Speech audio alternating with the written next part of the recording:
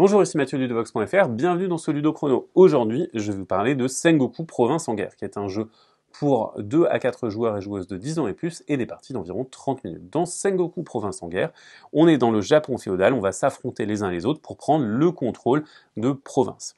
Ces provinces, elles sont représentées par des jetons châteaux et vont valoir un certain nombre de points. Si vous avez plus de troupes que vos adversaires dans une province, vous en récupérez le jeton, et le deuxième aura également un jeton qui vaut la moitié de ses points. Cependant, gagner le contrôle d'une province va vous permettre d'envoyer des renforts dans les provinces adjacentes, ce qui vous permet de changer un petit peu le cours de la bataille. Chaque joueur et chaque joueuse a des troupes à sa couleur, également 3 dés à sa couleur, et on va jouer jusqu'à ce que tous les joueurs aient placé toutes leurs troupes. Après quoi, on résoudra les batailles dans l'ordre en partant de la 2, puis en allant croissant jusqu'à la 12. Voilà pour le principe du jeu. Maintenant, comment est-ce qu'on joue? Eh bien, à votre tour, si vous n'avez pas joué de carte tactique, vous pouvez jouer une carte tactique, sinon vous allez simplement lancer les dés. Admettons que je sois le premier joueur, je lance les dés, et si je ne suis pas content de mon résultat, je peux relancer l'intégralité de mes dés à nouveau. Et ensuite, je vais devoir grouper mes dés. Je peux les grouper de la manière dont je veux, sachant qu'il va me falloir forcément un groupe de 2 dés et un groupe de 1 dé. Le groupe de 2 dés, sommé, va faire l'endroit où je vais jouer. Ici, je vais jouer dans la province numéro 5, et pour le dé qui est seul, il va m'indiquer le nombre d'unités que je vais jouer dans cette province. Si j'ai obtenu un 1 ou un 2, je joue une seule unité. Si j'ai obtenu un 5 ou un 6, je joue 3 unités. Ici, j'ai un 6, je vais donc jouer 3 unités dans la province numéro 5. J'ai terminé mon tour, on peut passer au tour de la joueuse suivante, et la joueuse suivante, elle va venir lancer ses dés.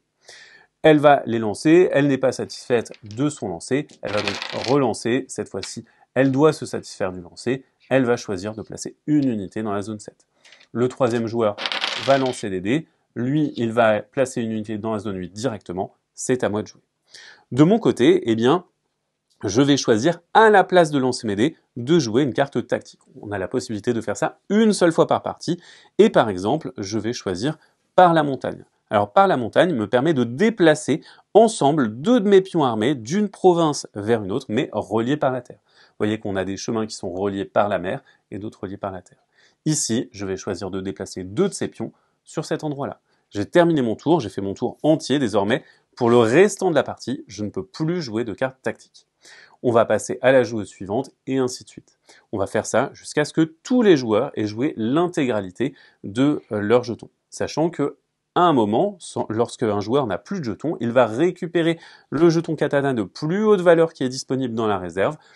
Les autres joueurs vont continuer à jouer. Ce jeton katana permettra de trancher les égalités. Plus vous avez de katana, plus vous allez trancher les égalités en votre faveur. Une fois que tous les joueurs et toutes les joueuses ont placé toutes leurs unités, on va résoudre les provinces en partant de la plus basse et en montant jusqu'à la plus élevée, la 12. Comment est-ce qu'on récupère une province? Eh bien, si vous avez le plus d'unités, vous récupérez le château de la province qui vous vaut un certain nombre de points de victoire. Pour la province numéro 2, il vaut 2 points. Pour la province numéro 2, ça vaut 12 points. Pour la province numéro 2, la plus basse, eh bien, c'est moi qui ai le plus d'unités. Je vais donc récupérer ce jeton et on va regarder qui est le deuxième ou la deuxième. Ici, c'est la joueuse jaune qui va donc récupérer un jeton qui vaut la moitié des points. Ici, 1 point. Le gagnant va avoir la possibilité de placer 2 renforts dans chacune des provinces adjacentes. Vous voyez que je place ces renforts à côté de mes troupes pour signifier qu'elles sont à moi. Et ici, je vois bien que j'ai placé dans toutes les provinces adjacentes. On a terminé de résoudre cette province, on peut passer à la suivante. Grâce à mes renforts, j'ai pu avoir la supériorité sur la province 3, qui est la prochaine qu'on va résoudre.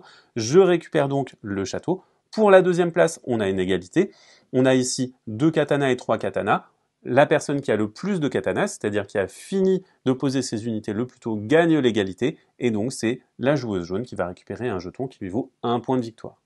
Je vais à nouveau placer des renforts, je vais placer des renforts ici, puisque c'est relié par ce chemin-là, et sur cette province, parce qu'elle est reliée ici. Par contre, sur celle-ci, ça ne sert à rien, il n'y a plus de château à prendre.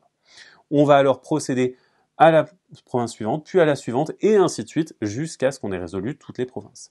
Alors, vous allez additionner le score de tous les jetons que vous avez reçus, de premier et deuxième joueur, et alors vous aurez votre score final. Le joueur ou la joueuse qui a le plus de points remportera la partie. Voilà pour le principe global de Sengoku Province en guerre. Vous pouvez aussi jouer avec un mode avancé, dans lequel vous jouez avec quelques unités au moins, mais un daimyo en plus. Ce daimyo, c'est un personnage historique que vous allez pouvoir choisir parmi ces cartes et qui vous octroie son pouvoir pour toute la partie. Voilà pour Sengoku Province en guerre, qui est donc un jeu dans lequel on va essayer de se positionner en fonction des résultats des dés qu'on a obtenus, tout ceci pour récupérer des provinces et envoyer des renforts au bon endroit. Maintenant, à vous de jouer et à bientôt sur ludovox.fr.